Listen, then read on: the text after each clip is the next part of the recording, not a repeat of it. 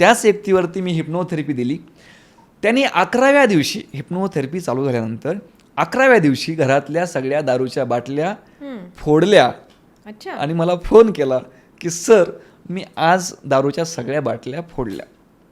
आणि विशेष म्हणजे आम्ही हिप्नोथेरपी करताना आम्ही असं कधी म्हणत नाही की आमची थेरपी चालू केली ना इथून पुढे दारू प्यायची नाही, असं आम्ही म्हणत नाही. आम्ही म्हणतो की जो पण पिवाडते तो पण प्या. ज्यावेळेस तुमचं मन नकार देईल तुम्हाला आतून त्यावेळेस स्टॉप करा. पण त्यांनी स्वतःहून केलं हे सगळ्या गोष्टी, म्हणजे की स्वतःहून थांबवलं.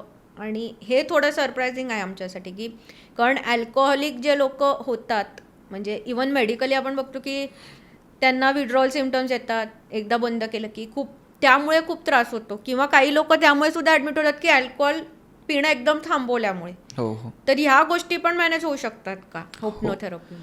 आता विड्रोलिंग हा कंडिशन जी आहे ही शरीराशी संबंधित असते. हातपाय थरथर कापणे, बेचैन होणे.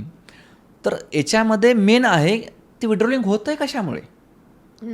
तर ते विड्रोलिंग होत आहे की इच्छा झाली आहे, क्रेविंगमुळे. इच्छा झाली आहे परंतु पूर्ण होत नाही. दुसरी गोष्ट की जे विड्रोलिंग होत आहे त्याला फिजिकली पण अल्कोहोलिंगचं पण कारण असतं. ते सुद्धा आपण हिप्नोथेरपीच्या माध्यमातून ते कवर करू शकतो, जे मनोशारीरिक असतं, सायकोसोमॅटिकली ते आपण कवर करतो आणि त्यामुळे त्या गोष्टी होतात. त्यामुळे आम्ही असं कधीच म्हणत नाही की तुम्ही डायरेक्ट सोडून द्या. आम्ही म्हणतो ज्यावेळेस तुम्हाला बेटर वाटेल त्यावेळेस तुम्ही ते सोडून द्या. आणि साधारणपणे तो 22 वर्षापासून पिणारा व्यक्ती जो 10 वेळा व्यसनमुक्ती 14 वेळा व्यसनमुक्ती केंद्रात गेला होता, फक्त 11व्या दिवशी त्यांनी घरातल्या बाटल्या फोडल्या.